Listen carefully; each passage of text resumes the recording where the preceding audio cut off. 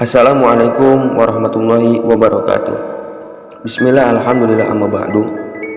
Sobat F yang dimuliakan oleh Allah Subhanahu wa taala, semoga aktivitas kita pada hari ini dan seterusnya selalu ada dalam keberkahan Allah Subhanahu wa taala. Amin ya Allah ya rabbal alamin. Kali ini saya akan membagikan sebuah cerita.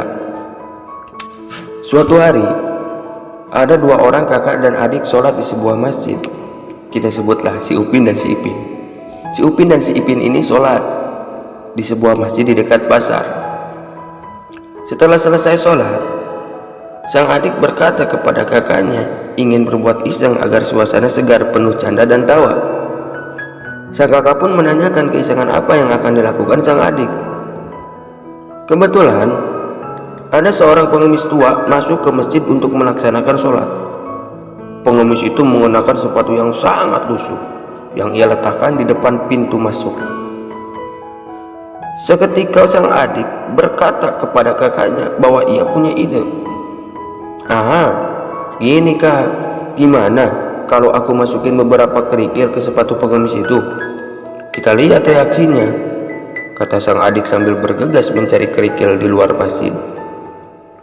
Tak sempat memberi waktu kepada kakaknya untuk mengomentari idenya.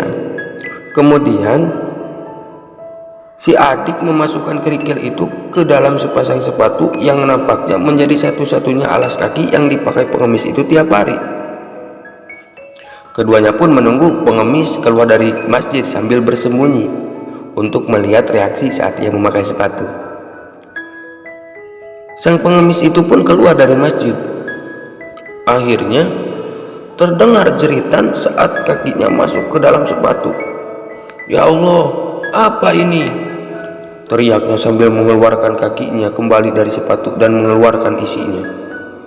Ia menemukan beberapa kerikil tajam ukuran kecil yang ternyata mampu membuat kakinya berdarah akibat tergesek kerikil tersebut. Ya Allah, teganya orang memasukkan kerikil ini. Saya doakan semoga dibalas setimpal apa yang telah ia lakukan. Semoga hidupnya selalu ada dalam masalah karena telah membuat masalah, selalu sulit karena menyulitkan orang lain, kata si pengemis tersebut sambil menahan rasa sakit.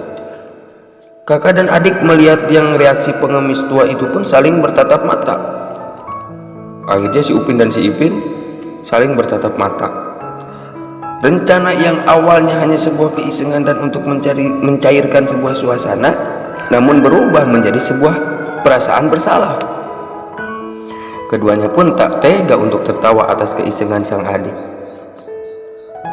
Keesokan harinya, kedua kakak dan adik ini, si Upin dan si Ipin ini kembali ke masjid tersebut. Sengaja mereka sholat di masjid untuk sholat lagi sambil menunggu sang pengemis yang kemarin mereka isengi. Tepat sekali, sang pengemis kembali ke masjid itu untuk sholat. Berjalan sambil terpincang-pincang akibat kerikil yang melukai kakinya kemarin, ia melepaskan sepatunya dan meletakkannya tepat di depan pintu masjid. Saat pengemis itu sholat, sang kakak berkata kepada adiknya. Si Upin itu berkata kepada si Ipin, untuk menebus kesalahan yang kemarin, sekarang kakak akan memasukkan ini ke dalam sepatunya, kata sang kakak kepada adiknya sambil mengambil sesuatu yang ia lipat kecil-kecil dari sakunya dan segera memasukkannya ke dalam kedua sepatu pengemis itu. Tak lama, sang pengemis itu pun keluar dari masjid dan segera mengenakan sepatunya. Alangkah terkejutnya sang pengemis karena ia kembali merasakan ada sesuatu yang mengganjal di kakinya. Ia pun sempat menghela napas, sedikit kesal dengan kejadian tersebut. Apalagi ini ya Allah, ujarnya sambil melepas kembali sepatunya dan membalikannya untuk mengeluarkan isi yang ada di dalamnya. Alangkah terkejutnya ia saat benda yang di dalam sepatunya keluar. Ia melihat uang kertas pecahan 100.000, 50.000, 20.000, dan 10.000 yang terlipat kecil-kecil. Ya Allah, siapa yang memasukkan ini ke sepatuku? Apakah ini rezekiku? Kalau iya, siapapun yang memasukkannya uang ini ke sepatuku, kudoakan lancar rezekinya, panjang umurnya, dan selalu dilindungi Allah Subhanahu wa Ta'ala. Ucapnya sambil melihat ke kanan dan ke kiri, tak ada satupun orang yang ia lihat. Dari tempat yang terlihat sang pengemis, kedua kakak dan adik ini pun senyum. Si Ipin dan si Upin pun akhirnya tertawa. Mereka pun mengambil hikmah daripada perbuatan mereka. Adikku, sekecil apapun kesalahan kita kepada orang lain, maka kita akan menanggung dosanya. Sekecil apapun kebaikan kita kepada orang lain, maka kita akan mendapatkan pahalanya, kata si Upin kepada si Ipin. Perbuatan jelek kepada orang lain akan dibalas dengan doa jelek. Perbuatan baik kepada orang lain juga akan dibalas dengan doa baik. Jadi, jika kita bisa membahagiakan orang lain, kenapa kita harus menyusahkannya? Jika kita memudahkan orang lain, jika kita bisa memudahkan urusan orang lain, kenapa malah mempersulit orang lain?